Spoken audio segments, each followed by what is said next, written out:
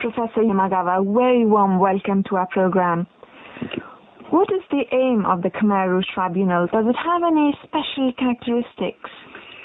The Khmer Rouge Tribunal, or the Pol Potist Special Court, is a tribunal to investigate and try those responsible for the most atrocious violation of human rights, the massacre of 1,700,000 or more citizens of Cambodia by the Khmer Rouge, or self-styled democratic Kampuchea regime, under the leadership of the late Pol Pot in the years from 1975 to the beginning of 1979. International society, represented by the United Nations and Cambodia's government, continued formal and informal negotiations to establish that tribunal for nearly 5 years. Recently, both the UN and the Cambodian side were moving closer to the formation of a mixed domestic and international tribunal in which a bench made up of Cambodian and foreign judges would hear each case in the Cambodian court trial system. The main characteristic of the Khmer Rouge Tribunal was to be the mixture of domestic and international elements.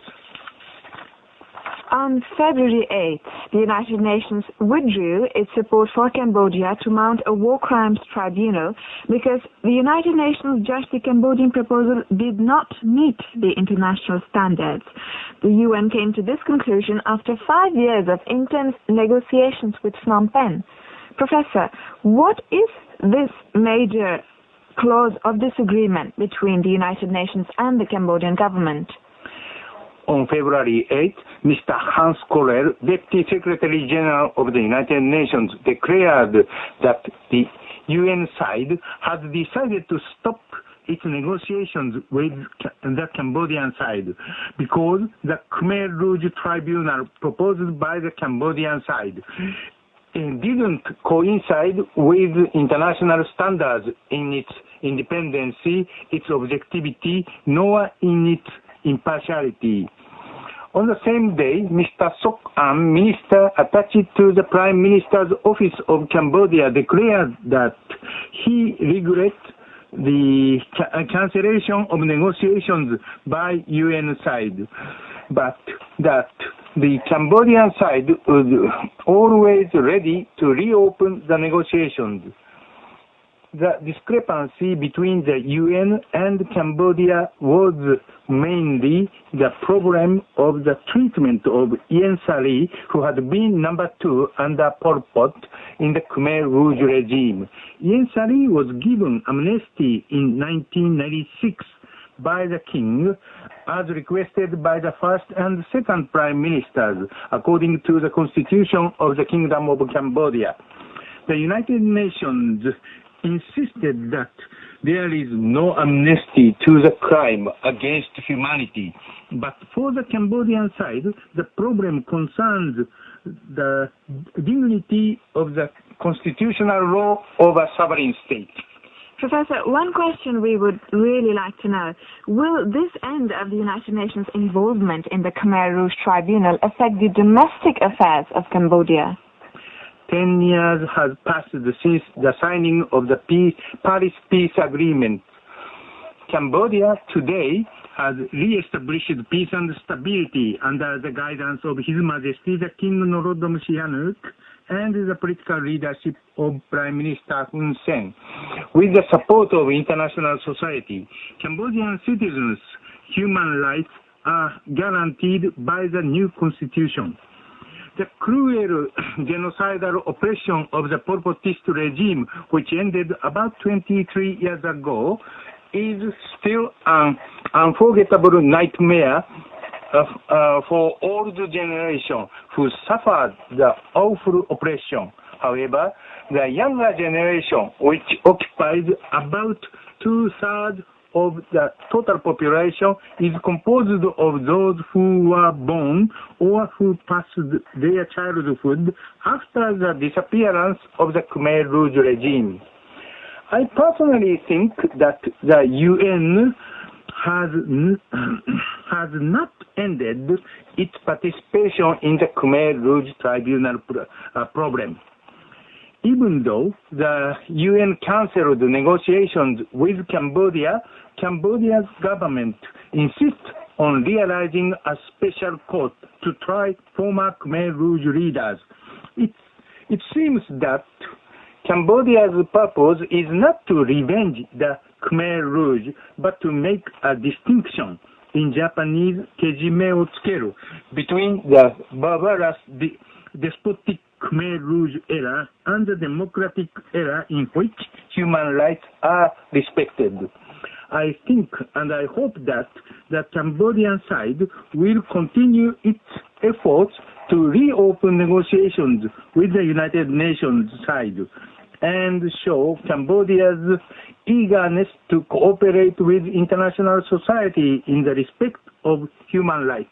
Yes, we all hope so.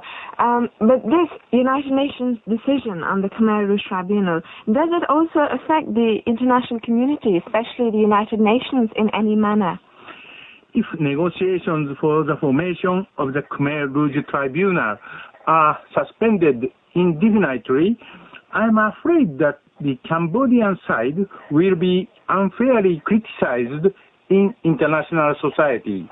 I personally think that not only Cambodia but also international society is responsible for the past mishandling of the criminal regime of the Khmer Rouge. Even after the fall of the Khmer Rouge genocidal regime, the United Nations General Assembly continuously adopted resolutions to seat the Khmer Rouge Democratic Kampuchea as the sole legal representative of Cambodia from the 34th General Assembly in 1979 to the 44th General Assembly in 1989. Both Cambodia and international society must recognize the fault. According to the New Testament, John chapter 8, Jesus said, "If one of you is without sin, let him be the first to throw a stone at her." Well, in any case, my sincere wish is, and it may be possible, that both the United Nations and the Cambodian sides will reconcile and reopen the negotiations for the future respect of human rights in Cambodia. Professor, as we all know, Japan and other countries rendered much assistance to Cambodia in the peace process. What is the role that the international community should now play, and this includes Japan, in this Khmer Rouge Tribunal and in the success of it? Japan, which successfully contributed to the peace process of Cambodia, should search for the way to an amicable and reasonable solution of the problem, and, if possible, act an intermediary in talks between the United Nations and Cambodia, because Japan plays an important part in the United Nations and has a very good relation with Cambodia. I sincerely hope that not only Japan, but other countries friendly to Cambodia do the same. Professor Imagawa, thank you very much for joining us. Thank you. That was an interview with Professor Yukio Imagawa from Kanto Gakuin University, interviewed by Janvi Damiron Nanda.